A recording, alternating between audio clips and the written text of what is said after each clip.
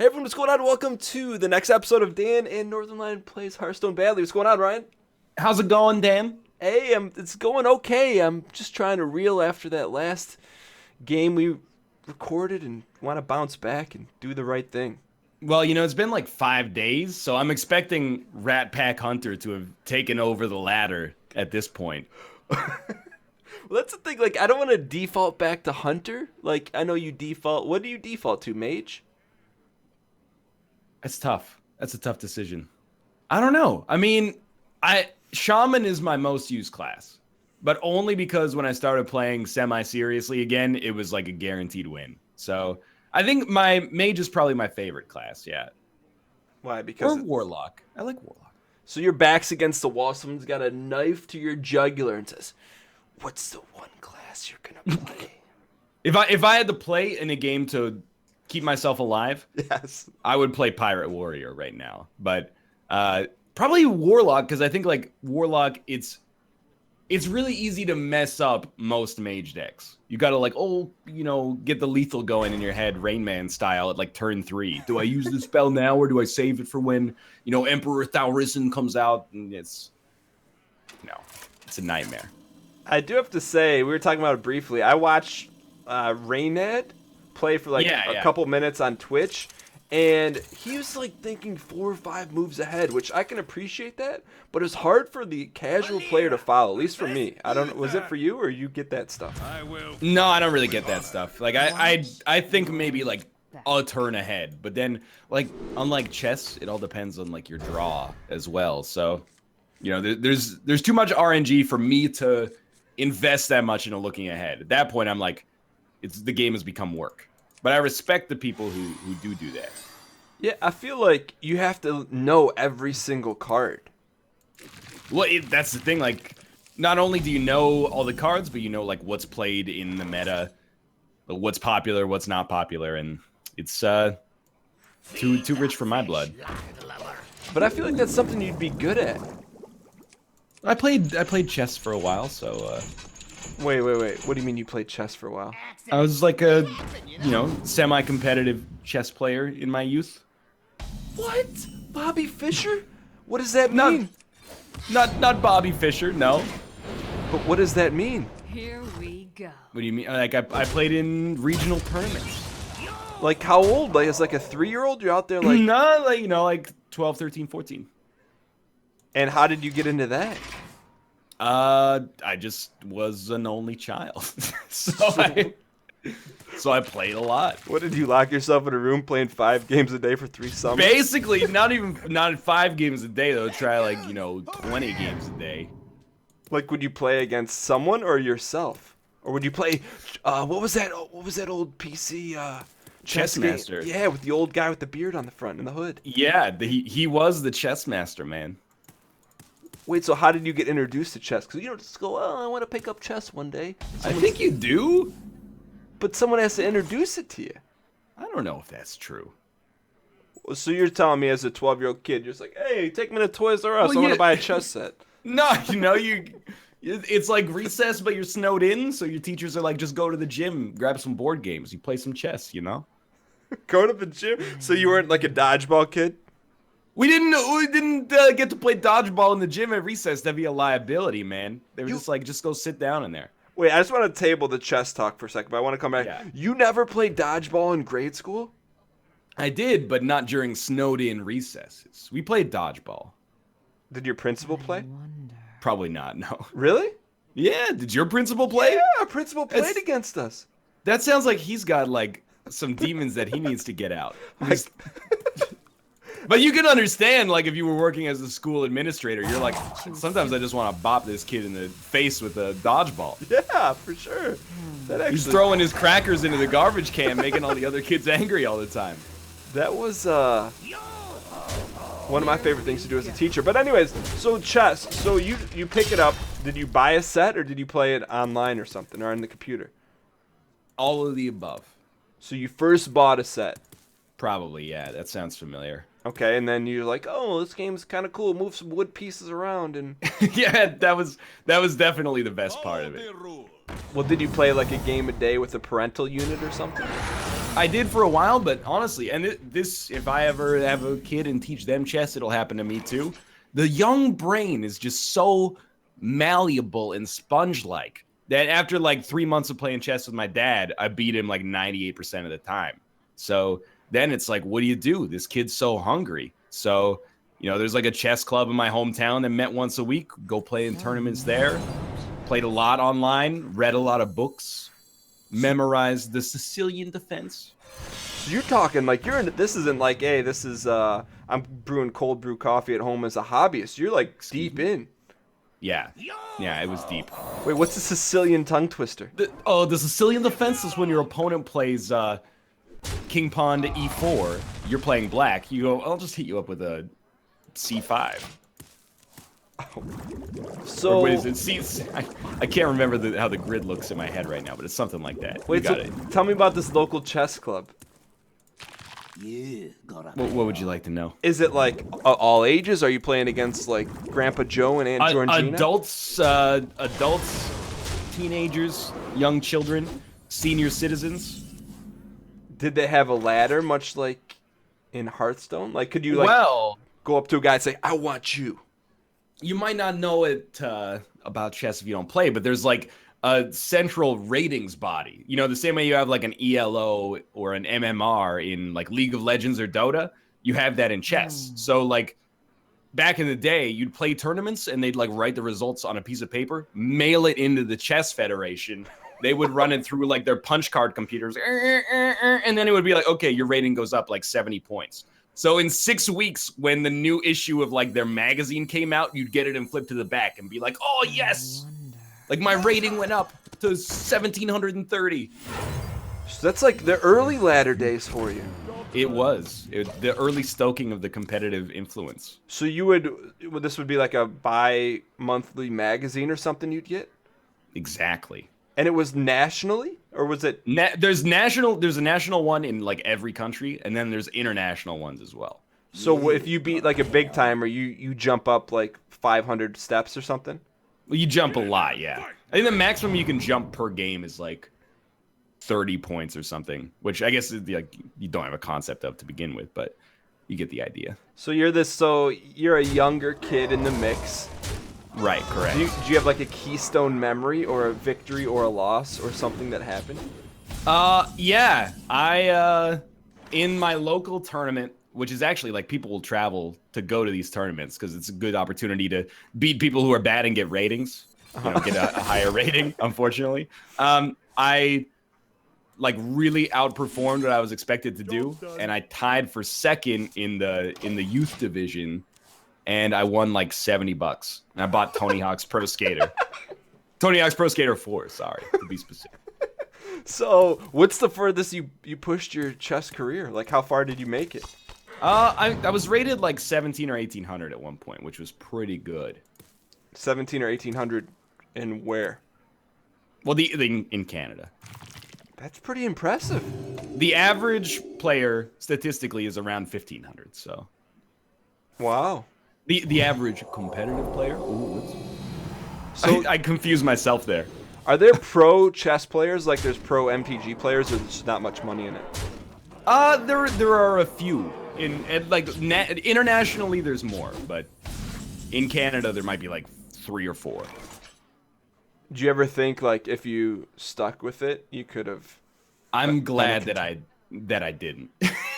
So, really?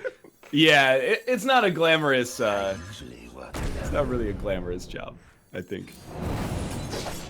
That's interesting to learn about you, because that tells me somewhere deep inside the depths of the egg, like there's probably a competitive Hearthstone player or something. No, but I exhausted my competition as a youngster, and now I'm over it. Now all I want to do is play 7/6 loot hoarders. I was gonna say no to that because your competitive need, no pun intended, was on display a few weeks ago. Yeah, but I folded, man. Maybe because you never played Bobby Fischer. Well, I played the dude who, in Chessmaster 8000, they had an AI of the dude who was taught in searching for Bobby Fischer. That's a very difficult sentence to parse. So you played an AI that beat Bobby Fischer? No, I played an AI that was like Josh Palmieri or something. I forget his name. Chaz Palminteri? That guy's pretty good. I got no problems with that guy. Chaz? I saw Chaz perform a one-man show. He did every single part of A Bronx Tale in Detroit about 5 years ago. Yeah, have you ever seen that movie? I've seen about only what you've linked to me, so I'd say about 90% of it. Mind if I roll knee? Oh, add one to the counter. Now the question is, what does a guy do here? Does he take away the need? Well, you start by playing your own need. What a 3-mana? 3-mana loot hoarder? You gotta take him, boys. You do have to. Wait, I'm not done with this chess thing. So, all right, like, sure. when you'd be in middle school, would you just say like, "Hey, I'm gonna whoop your ass in chess," and like, no, just show it was kids very, up? you know, just a nice kid, man. But did people know you were this like legendary chess player? The way that chess works is like boxing, you know? Like, if you're good, if you're like Mike Tyson, you're not gonna lose to the guy who's number 2 like 30% of the time. You're gonna beat his ass like 90% of the time. So that was basically, I was rated, you know, like 17 or 1800. The average 10-year-old is rated like 600. So it was just not even, it's not even close, honestly. That doesn't make sense. Rated, oh, so a higher ranking is the better. Yeah, correct. Why is that like that? I don't know. It was invented in like the 3rd century or something. So would you Probably ever? Not true. You would never play kids in middle school? Oh, I would, but I have to. But you know, it's like the worst part is it wasn't even a challenge. Dan, check this out. Mind if I roll knee? Wait, you've got 2 steroided up loot hoarders. Dude, I think there needs to be a side pot to the side pot that is who plays the biggest loot hoarder. That could be it. Like, what do they call that? There's like it's something competitive like that. What is that? You know what I'm saying? Like Yeah, dude. Tournaments, whoever has the biggest schnobber or something. Yeah. That's been my favorite side bet for years. Who's got the biggest schnobber? All right, let's do. Wait a minute. You know, Dan, what did you do in middle school? You know, what was your hobby of choice? Because you're good at getting people talking about themselves. And I'm not saying you're trying to deflect, but I think the people would like to know more about your origin story as well. Well, I'm not done talking about your chess. No, but that's I'm done with that for now. But I feel like I've watched your videos. Like, you know, we've got to know each other over the past, you know, handful of years. But I never once heard that you were a grandmaster chess player. I was not a grandmaster. If I had stayed with it. That was the thing, like, there was a really good, like, player who was... What are you doing there? There's a really good player who was younger than myself. So he was, like, 11. And he was like, you know, you got a pretty late start. You only started to play chess when you were, like, 12. The best you could do is international master. It's like you're already too old to be good at chess in your life. It's sobering. But, yeah, I probably could have become a national... maybe international, not grandmaster, but you're stoking my ego and you're not answering my question. But how can you put a like physical limitation? Like, oh yeah, you just started playing golf at age 12 and you don't, you know, I can understand that, but a mental limitation, I don't get that. Nah. You know, kids, have you ever seen the movie Baby Geniuses? No, what is that about? What do you think it's about based on the Baby title? Geniuses? Correct, yes. I'm not answering your questions until you answer my But questions. we're not. Though. We haven't put an end cap on the chess stuff yet. I can't do something like that. The end cap to the chess stuff is eventually in high school. I just got bored of it Because of lack of challenge, or because of you capped No, out? I was just like, you know what? I'd rather like do good in school or spend time with my friends instead of spending like 20 hours a week reading, you know, a Bruce Pandolfini book about opening tactics. James Gandolfini. James Gandolfini. You didn't know? James Gandolfini is the greatest chess master in Italian history. Man, you must have loved it, like to be reading books about theory and. I mean, that's pretty impressive.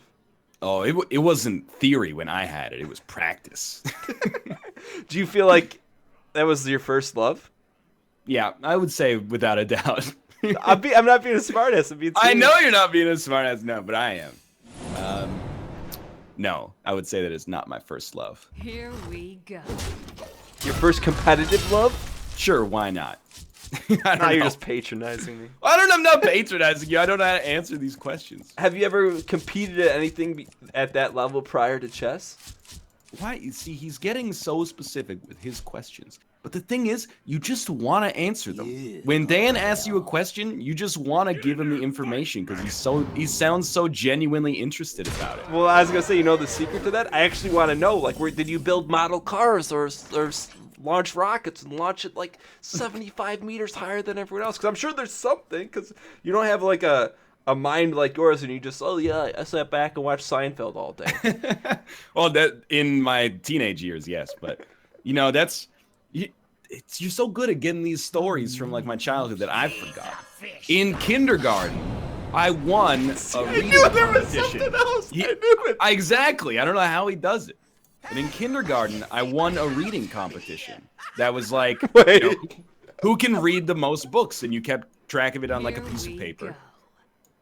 And I won the readathon, and then I got all the people who won the readathon in like every single grade. It was like a by grade thing instead of a, just all ages. Because it's not really fair to have like an 8th grader competing with a freaking kindergarten, right? So we all got invited to the local arena, and they had like a prize table, and they did a raffle. So it was like maybe the 8th grader goes first, maybe the kindergartner goes first. My name gets called, and everyone's like, oh shit, he's gonna take the Walkman. It's the top prize, that portable tape deck. I get up there, I took a Where's Waldo book. Everyone made fun of me for like 2 weeks. They're like, why did you take the Walkman? Oh, I didn't see it up there. Is that why you didn't take it, or did you really want the Waldo book? I didn't see the Walkman. I was like, if I go up, obviously I'm not an idiot. I know the Walkman is like a choice gift there. But I didn't see it, and I was getting self-conscious of being up there for so long. So I was like, I'll just take the Where's Waldo book. So you just grabbed the first thing you could see. Well, I like the Where's Waldo book, too. It's probably worth more than the freaking Walkman now. Wait, so... hold on. I gotta figure out what I'm playing here. Let's do this. Alright, so you did a reading thing. So, number one, how was it regulated? It was not. Here we go. So it's you on could Scouts be on any geek off the streets. So let me ask this. So when they announced this, did you Yeah. get like, oh my gosh, I'm going to win this thing? Or did it just... No. So how did it happen? Here's the dirty little secret, is that my mom just read the books to me. Because we thought that was kosher, right? And then later, my classmates were like, what the fuck, dude? Like, your mom just read the books? And we ran it by like the governing body, and they were like, yeah, it's all good.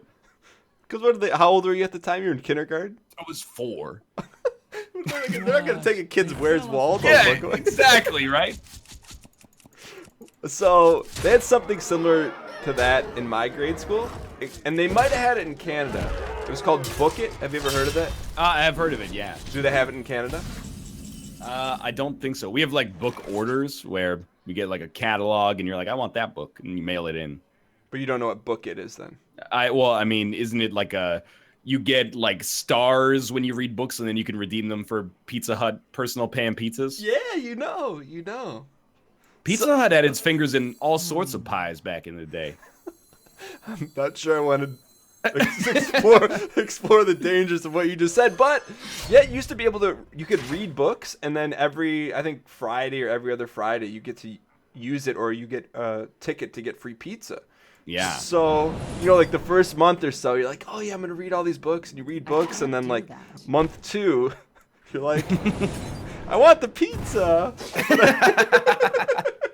but I don't want the books. So my mom would take us to, the local library, and you'd have to fill out this form. And, I'm like first or second grade. No. So I just abuse the trust of the Pizza Hut Corporation. So I just, So I just started, My mom caught me, but I took a stack of books from libraries, and I believe they were like a wasn't like Commander Keen, but it was like some sort of I can't remember it, but the guy was like a sleuth, and I just started writing on the title of every single one and ran out of room on the sheet, and my mom's like, "What are you doing?" I'm like, "Just writing these down." She's like, "Did you read those?" I'm like, "No." She's like, "Well, you don't get any pizza then." I'm like, "Come on, Ma, everyone else gets pizza." She goes, "We got to read them." So she tore it up, and then I didn't get pizza that week. No, that's a good lesson. Ooh, I just got See, that's what's bad about being an adult, man, because you can do things that are horrible and still get pizza. There's nobody there to say you don't get pizza today. You got Wicker Flame, whatever, Lady Marmalade off of that? Yeah, I don't even. How did I get that? It's so Undercity Huckster. Did you say Lady Marmalade? Yeah, because it sounded like Gitchy Gitchy Ya Ya Dada or whatever. Wicker Flame Burn Bristle. When Undercity Huckster dies, you get a card that's a Paladin card because I'm a Paladin. I'm glad. I mean, I was doing the gentleman's agreement here, like you did in that first or second game where you gave me like 2 extra turns to survive. So yeah, you've got you've got so much lethal on the board. But hold on, before you attack, look at Wicker Flame's. Look at Wicker Flame. Look at the image. He's got a sweet cannon chest. Are you suggesting what I think you're suggesting, Daniel?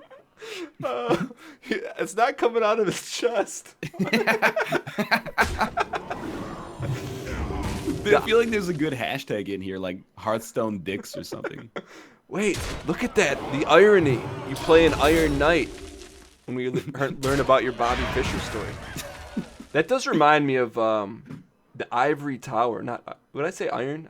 I meant ivory. There's an Ivory Tower card in the early Magic the Gathering days that was, I think they adjusted, or maybe they didn't adjust it, but it looks like a phallic image. Really? Yeah, you should look it up. Do you think they did that being like, this game's never gonna take off, we can make a dick joke, and then all of a sudden like every 9-year-old in America is playing it and they're like, ooh, we gotta reel this in a little bit? I think if you give an artist a chance, and I don't know the numbers on it, I don't want to pontificate, but if you gave the artist a chance to hide something, knowing that maybe only 1% of the audience would catch it, you think, how many of those artists do you think would do it? I don't know, like 30%. That's what I was thinking. If you got a chance, you were thinking 30? I was actually thinking like 50. Okay, yeah. But, well, I learned a lot about you in this episode, Ryan. I learned like a little bit about you, that you tried to cheat in Book It to get free pizza. But honestly, I can't blame you, because like, fuck Pizza Hut, right? Like, I mean, it's a bad lesson for you to get the reward without having to do the work. But if you're only defrauding, Yum food brands, who cares? Yeah, and well, that's the thing you got to think about. So why did Pizza Hut do that? Did they do it because they, felt good about giving kids free pizza, or were they thinking that would impact them the rest of their lives and they would continue to talk about Book It and Pizza Hut? Not only that, dude, I think because Pizza Hut was we did the same thing, but not with books. It was just like every Wednesday it would be like, give us $2.50, you can get a personal pan pizza delivered to your school, right? Or not, when we say personal pan pizza, it's like it's a 4-slicer, it's not a big pizza, like not every 10-year-old in North America is eating a whole pizza for lunch once a week. But, and like, now I talk to people and they're like, man, I hate Pizza Hut. And I'm like, I'm into it. I think I'm into it because of the fact that I ate it like probably once every 2 weeks for 6 years. Wait, so would it be like a separate delivery, like you get to mark it off in class and then it just shows up and says, Ryan, come get your deep dish pizza? Well, it was for the whole class. So like on Mondays, there would be, like the order form would go out and be like, hey, give us your $2.50 if you want pizza on Wednesday. And you'd be like, okay, I'll take 1 pepperoni. And then on Wednesday, big truck would come up with like, 100 personal pan pizzas in it. And they'd just give you the fulfillment, whatever you ordered, they'd dish it out. Did you ever forget the $2.50? I can't remember. That was a long time ago. But I will say, in 6th grade, our teacher started running his own pizza orders that were $2 from a different pizzeria. Like, he was undercutting the school. And there was this kid in my class who was like, at the time, he was like a 12-year-old badass. And one time he ordered a slice of pepperoni, but they're like, oh, sorry, we don't have any pepperonis left. You have to take like a Hawaiian, and he cried. Wait, a 12-year-old? Yeah, he's like, I ordered pepperoni, but I got Hawaiian. What was his first name? I'm not telling you. Come that. on. No, I can't go that far. I will say that his first name is Jonathan. There you go. Whatever. I will say this to bring it full circle, and I'm not bullshitting you at all.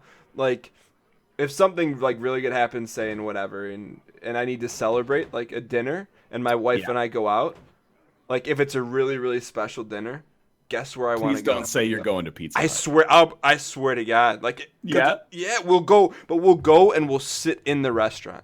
Yeah, with the green top tables. And and I'm not even joking, and it just hit me now. I'm like, why is that? That's the thing. It was a marketing genius. Even like when my parents are like, "Where do you want to go for pizza?" If I'm at home, I'm not like, I want to go to the place that has like good $10 large pizzas. I'm like, take us to Pizza Hut where we can get a meat lovers for like $27. And people, they try to get in your head. They're like, they spray oil on the Pizza Hut pizzas to make them more delicious. Like, yeah, it's working, man. Wait, they do? Apparently they like oil up the pizza after it comes out of the oven. But that's the thing. Like, it's the most genius marketing campaign because it's also, at the time, you're like, man, Pizza Hut really cares about child literacy. Really, they were associating like excitement with Pizza Hut. So as a kid, you're like, oh, I can't wait for Wednesday, personal pan pizza day. Dude, it worked. It worked on me. It worked. We probably just blew that shit wide open for so many people. But if they kept watching this long into the episode. I feel duped though. Like, I genuinely like, hey, I gotta celebrate something big. Let's go to Pizza Hut. And my wife first was like, that's kind of strange, but yeah, let's do it. Whatever you want. Holy God. Oh my God, man. It's marketing, man. They're in our heads. But I'm speechless. Like, I felt like the end of The Usual Suspects. And the guy's walking away with an oil spray can that they sprayed pesticides. And a copy of Sleuths under his arm. I'm gonna find the name of that because I can see the cover. It's like this guy with a large nose. It's a cartoon, and he's got one of those billy caps with a a suede pattern. I'm gonna find it. Of course. Or someone in the comments is gonna name it. Be like, I read those too. Be like, I didn't, and I got caught for trying to. It's not just Sherlock Holmes, right? No, it's like, I don't know. Someone will find it. If you read it, you'd remember because you have the memory. I don't have the memory. Well, that's okay. But anyways, thank you guys so much for watching. Hope you guys enjoyed it. Ryan, you just went on a tear there. Yeah, that's Dustin Bufflin, man. That's apparently that deck is okay. But I'm talking overall. I mean, I don't know where we are overall, but I think you overcame the first. We're either 4-2 or 3-3 right now, depending on the results of the Tavern Brawl, which we don't get to play until Wednesday. But the real question: who's ahead for? Mind if I roll me? Dan, I don't want to throw shade, but I'm pretty sure I've thrown more loot hoarders and the fattest loot hoarders I've ever seen. Right now, the fattest loot hoarder is a 7-6, right? I believe so. Yeah. I'm gonna make the statement right now, and then we'll close this thing out. I will top that before this thing is said and done. I can give you some ideas. There's like there's the priest cards that double a minion's attack. You set a minion's attack equal to its health. You could get like a 30-30 loot hoarder. But you pretty much your whole deck would be designed to buff a single card. We're doing that. I don't think it's a great strat, but it might get the job done. We're gonna do that. One episode we're gonna do biggest loot hoarder battle, and we'll come up with the deck. Whoever makes the fattest loot hoarder wins. Great name for it, the biggest looter. There you go. All right, with that, we're gonna sign this one off. Thank you guys so much for watching. Hope you guys enjoyed. If you guys did, click the like button. Helps out a great deal. As always, thanks to Ryan, and check out his perspective. Links in the description below. Later, Ryan. See you next time. Later.